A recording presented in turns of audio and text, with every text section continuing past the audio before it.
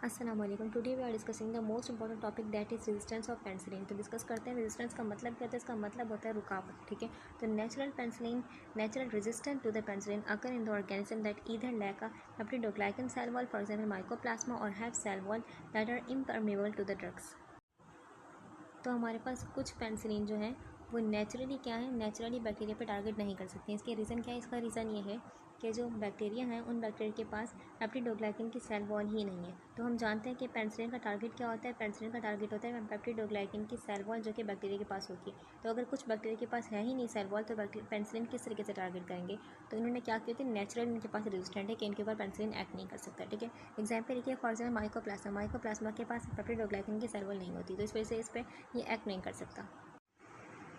अगली बात, बहुत इंपॉर्टेंट बात, कि कुछ माइक्रो ऑर्गेनिज्म यानी कि बैक्टीरिया के पास सेल वॉल तो है लेकिन वो क्या है, इम्परमेबल, यानी कि पेंसिलिन को अपने अंदर जाने नहीं देगी। ठीक है, यानी कि वो क्या है, सेल वॉल इम्परमेबल है। ठीक है, होता क्या है, हमारे पास डिस्कस करते हैं, हमारे पास ये ग्राम पॉजिटिव बैक्टीरिया, ये ग्राम नेगेटिव बैक्टीरिया। तो ग्राम पॉजिटिव बैक्टीरिया के पास क्या होता है, इसके पास होती है पेप्टिडोग्लाइकन की सेल वॉल होती है। किसकी होती है? पेप्टिडोग्लाइकन की सेल वॉल होती है। इसको ईजिली पेंसिलिन क्रॉस कर लेता है। ठीक है, तो इसलिए जो पेंसिलिन होता है इसका जो हम बोल सकते हैं ब्रॉड स्पेक्ट्रम होता है ग्राम पॉजिटिव पे। ठीक है, as compare to gram negative. Gram negative में होता क्या है, पेप्टिडोग्लाइकन की सेल वॉल तो है, पेप्टिडोग्लाइकन की सेल वॉल है, लेकिन इसके ऊपर क्या है, इसके ऊपर एक और कवरिंग है। वो जो कवरिंग होती है प्रोटेक्टिव कवरिंग होती है। ठीक है, तो इसलिए कुछ पेंसिलिन्स होते हैं जो कि इसको क्रॉस कर पाते हैं। ठीक है, पेंसिलिन जी, पेंसिलिन बी वो इसको क्रॉस नहीं कर पाएंगे। कुछ और पेंसिलिन्स होते हैं जो कि हम बोल सकते हैं मॉडिफाइड पेंसिलिन्स होते हैं, वो इसको क्रॉस कर पाते हैं। ठीक है, तो ग्राम पॉजिटिव पे हमारे पास जो पेंसिलिन है उनका जो स्पेक्ट्रम है वाइड स्पेक्ट्रम है, इसमें नैरो स्पेक्ट्रम है ग्राम नेगेटिव में। आगे लिखा हुआ है acquired resistant to the penicillin by plasmid transfer has become a significant clinical problem.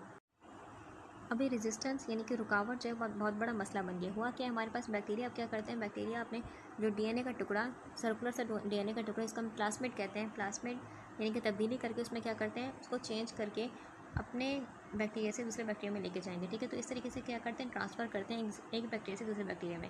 तो जो प्लाज्मिड होता है, प्लाज्मिड में सलाहियत होती है कि प्लाज्मिड क्या प्रोड्यूस कर सके, प्लाज्मिड प्रोड्यूस करता है पेंसिलिनेस एंजाइम। क्या प्रोड्यूस करता है? पेंसिलिनेस एंजाइम। और ये पेंसिलिनेस एंजाइम ऐसा एंजाइम है जो कि पेंसिलिन को ख़त्म कर सकता है। लेकिन वही बात, ये डिपेंड करता है कि जो इस बैक्टीरिया ने प्रोड्यूस किया पेंसिलिनेस एंजाइम वो इतना ताकतवर है कि पेंसिलिन को ख़त्म कर सके, नहीं।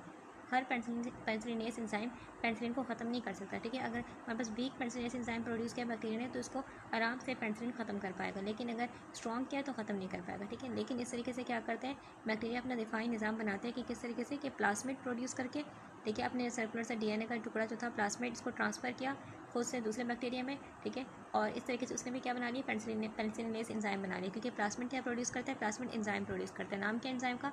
पेंसिलिनेस एंजाइम।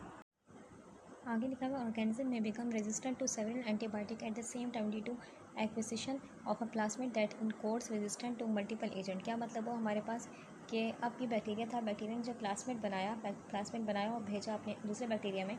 तो जो प्लाज्मिड था, ठीक है, वो प्लाज्मिड के पास मल्टीपल जीन थी। मल्टीपल जीन मतलब बोल सकते हैं कि उसके बहुत सारी जीन ऐसी थी जो कि क्या कर सकती हैं, बहुत सारी एंटीबायोटिक के खिलाफ लड़ सकती हैं। ठीक है, यानी कि जो उसने पेनिसिलिनेस एंजाइम प्रोड्यूस किया बहुत ही ताकतवर पेनिसिलिनेस एंजाइम था जो कि बहुत सारे एंटीबायोटिक को किल कर रहा था। ठीक है, तो इस तरह से अगर कोई बैक्टीरिया ऐसा काम कर रहा है, बहुत ताकतवर पेनिसिलिनेस एंजाइम बना रहे हैं, यानी कि उसके पास क्या है, मल्टीपल जीन्स हैं, ठीक है, जो कि बहुत से एंटीबायोटिक को ख़त्म करने की सलाहियत रखते हैं। तो अब ये इसका ट्रीटमेंट क्या हो जाएगा, मुश्किल हो जाएगा इस बैक्टीरिया का, क्योंकि बहुत से एंटीबायोटिक क्या जा रही है, बेकार जा रही है इस पर। ठीक है, तो इसका ट्रीटमेंट क्या हो जाएगा, मुश्किल हो जाएगा। वही बात यहाँ पर लिखिए, आगे लिखा है multiplication of such an organism will lead to increase dissemination of the resistant gene. अब ये जो रेजिस्टेंट बैक्टीरिया यानी कि वो बैक्टीरिया जिसने प्लाज्मिड प्रोड्यूस किया, जिसने रेजिस्टेंस जीन अपने से दूसरे बैक्टीरिया में ट्रांसफ़र किए, तो इस तरीके से क्या होगा, बेसिकली रेजिस्टेंस बढ़ जाएगी इस बैक्टीरिया के खिलाफ, और पेनिसिलिन उतना ही कमज़ोर पड़ता जाएगा जितना ये डिवाइड करेगा, जितना ये रेजिस्टेंस जीन ट्रांसफ़र करेगा दूसरे बैक्टीरिया में। Multiplication of such an organism will lead to increase dissemination of the resistance gene.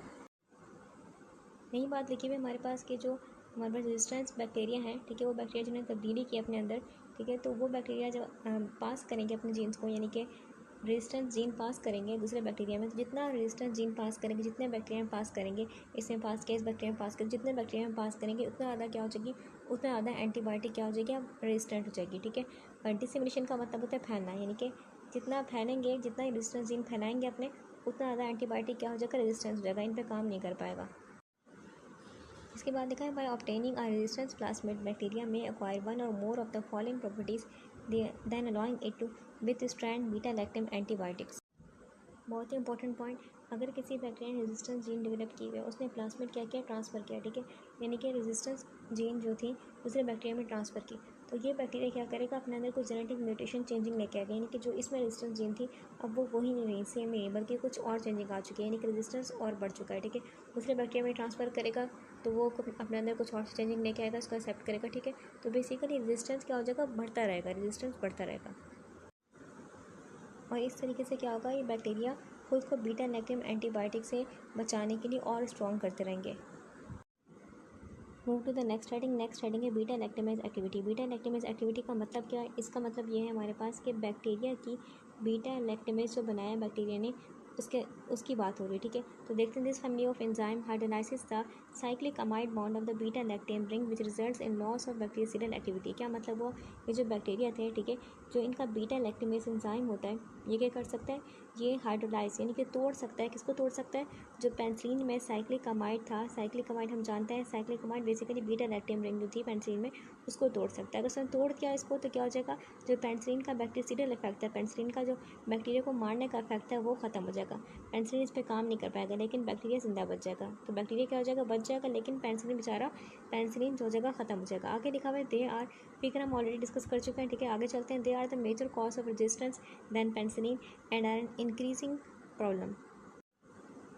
अब ये जो बीटा लैक्टेमेज एंजाइम है बहुत बड़ा मसला बन गया है, किसका मसला बन गया है, ये रेजिस्टेंस डेवलप किया जा रहा है, यानी कि बैक्टीरिया को मज़ीद ताकतवर बनाया जा रहा है, तो इस वजह से क्या होता है, बहुत सारी एंटीबायोटिक अब फेल हो रही है बैक्टीरिया पे, सही से काम नहीं कर पा रही, बिकॉज ऑफ दिस रीज़न कि बीटा लैक्टेमेज एंजाइम क्या हो रहा है, में बनता जा रहा है, स्ट्रॉन्ग होता जा रहा है।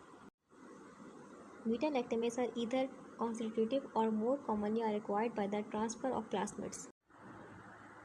अभी जो बीटा लैक्टेमेज एंजाइम होते हैं दो तरह के होते हैं, एक होते हैं कॉन्स्टिट्यूटिव और एक होते हैं एक्वायर्ड। पहले समझते हैं कॉन्स्टिट्यूटिव का मतलब क्या है। इसका मतलब ये होता है हमारे पास कि इस बैक्टीरिया के पास पहले से ही थे बीटा लैक्टेमेज एंजाइम प्रेजेंट थे, ठीक है, तो अगर ये स्ट्रॉन्ग थे बीटा लैक्टेमेज एंजाइम इसके पास, तो उसका मतलब क्या हुआ कि पेंसिलिन पे हमला नहीं कर पा रहा था, लेकिन अगर वीक थे तो स्ट्रॉन्ग थे तो हमला नहीं कर पा रहा था, अगर वीक थे तो पेंसिलिन हमला कर पा रहे थे इस पर, ठीक है, तो मतलब कि इनके पास पहले से थे। लेकिन एक्वायर्ड का मतलब क्या होता है कि इस बैक्टीरिया के पास नहीं था बीटा लैक्टेमेज एंजाइम, लेकिन जब इसको दूसरे बैक्टीरिया से मिला, रेजिस्टेंस जीन मिला, तो इसके पास क्या हो गया, बीटा लैक्टेमेज एंजाइम आ गया, ठीक है, और इसने भी क्या कर लिया, बीटा लैक्टेमेज एंजाइम, यानी कि इसमें कुछ तब्दीलियाँ आएंगी, बीटा लैक्टेमेज एंजाइम भी आ गया, ठीक है, तो इसको कहते हैं एक्वायर्ड, यानी कि पहले से नहीं था इसके पास, ठीक है। आगे लिखा है some of the beta lactam antibiotic are poor substrate for beta lactamases and resist hydrolysis, thus retaining the activity against beta lactamase producing organism।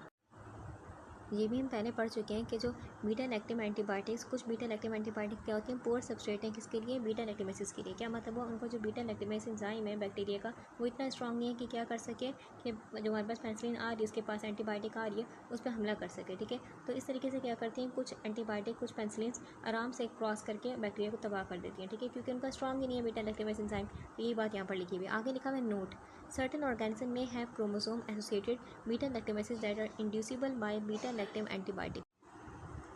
अब कुछ माइक्रो ऑर्गेनिज्म यानी कि बैक्टीरिया की बात करें, उनके पास क्या होता है, उनके क्रोमोसोम में क्या होता है, उनके क्रोमोसोम में ऐसे एंजाइम है, ठीक है, जो कि क्या है, बीटा लैक्टेमेस है, एक्टिव नहीं है, एक्टिव तब होंगे जब इनके पास एंटीबायोटिक आया तो एक्टिवेट कर लेंगे, खुद को एक्टिवेट करके क्या करेंगे, अपना डिफेंस सिस्टम करेंगे कि जो पेंसिलिन थी पेंसिलिन को अपने पास नहीं आने देंगे, ठीक है, पेंसिलिन को अपने पास नहीं आने देंगे, इस तरीके से वो खुद को बचा लेंगे पेंसिलिन से। यहाँ ये जो लिखा हुआ है क्रोमोसोम एसोसिएटेड, इसका मतलब ये होता है कि इस बैक्टीरिया के पास पहले से ही था बीटा लैक्टेमेस, इसने किसी से लिया नहीं। अगर इसने किसी बैक्टीरिया के प्लाज्मिड यानी कि जब रेजिस्टेंस जीन से लिया तो इसको हम बोलते हैं कि बेसिकली एक्वायर्ड बीटा लैक्टेमेस, ठीक है, लेकिन इसको हम बोलेंगे क्रोमोसोम एसोसिएटेड बीटा लैक्टेमेस, क्योंकि इसका खुद का है, ठीक है, इसके खुद के क्रोमोसोम में था, ठीक है, तो इस वजह से ये लफ्ज़ लिखा हुआ है।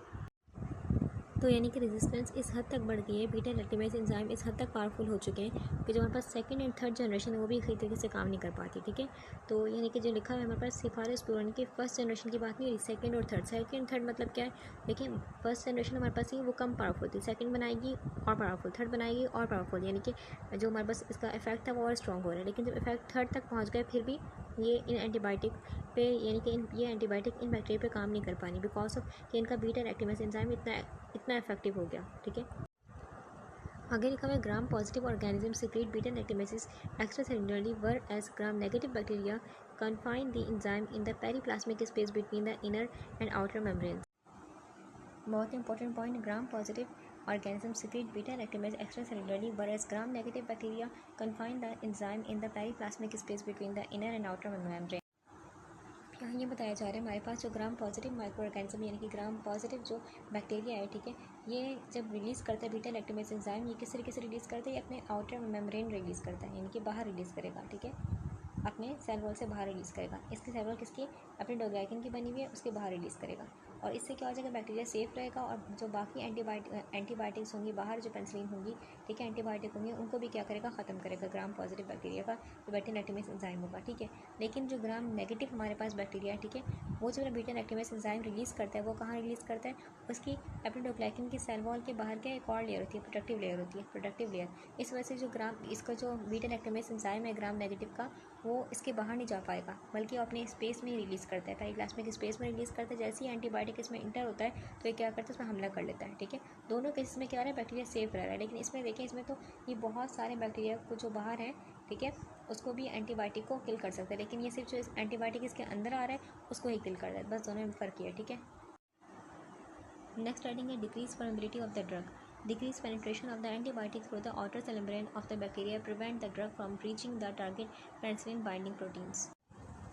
कुछ बैक्टीरिया क्या करते हैं, अपनी जो आउटर सेल मेम्ब्रेन होती है उसको क्या करते हैं, उसको स्ट्रॉन्ग कर लेते हैं, उसको स्ट्रॉन्ग कर लेंगे, टाइट कर लेंगे, इम्परमेबल कर लेंगे। इम्परमेबल किस तरीके से करेंगे, अगर उनकी मेम्ब्रेन पोर्ट से सुराख के जिनके ज़रिए एंटीबायोटिक जा सकती है उसको क्या कर लेंगे, उसको और छोटा कर लेंगे और स्मॉल कर लेंगे, जिसके जो एंटीबायोटिक होगी वो जा नहीं पाएगी अंदर। तो इस तरीके से क्या करता है, अपना जो डिफेंस सिस्टम और स्ट्रॉन्ग कर लेता है, ठीक है। आगे लिखा हुआ है the presence of the pump can also reduce the amount of the intercellular drug.